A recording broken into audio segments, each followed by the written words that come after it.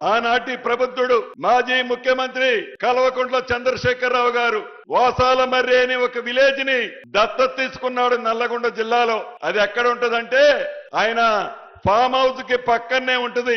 Farm house కి వచ్చేటప్పుడు పోయేటప్పుడు రోడ్డు ఇరుగ్గా ఉందని ఆ రోడ్లు వెడల్పు చేయడానికి మీ ఊరు దత్తత తీసుకుంటున్నానని చెప్పాడు. అంతవరకు బాగానే ఉంది. ఆ ఊళ్ళో అందరినీ పిలిచి ఒక రోజు బువ్వ పెట్టాడు.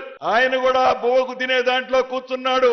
కూర్చునేటప్పుడు ఆ ఊర్లో ఒక 90 సంవత్సరాల పెద్దమ్మ ఉంది. ఆ పెద్దమ్మను కూడా పక్కన కూర్చోబెట్టుకున్నాడు.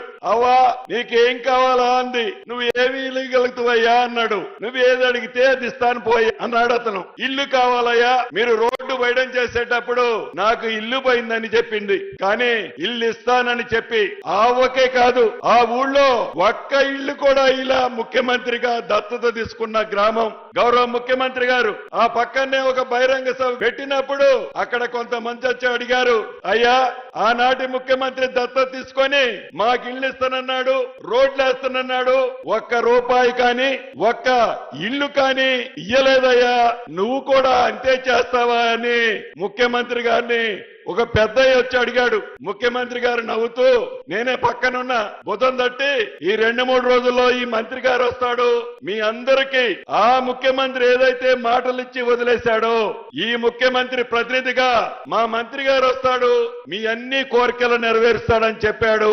3వ రోజు గ్రామానికి వెళ్లి 119 ఇళ్లు కావాలంటే శాంక్షన్ చేసి ఇల్లు ఇంకొక 15 రోజుల్లో పూర్తి చేయబోతున్నాం. అది ఇందిరమ్మ ప్రభుత్వం అంటే. మాటిస్తే మడమ తిప్పని ప్రభుత్వం అంటే మన రేవంత్ అన్న ప్రభుత్వం.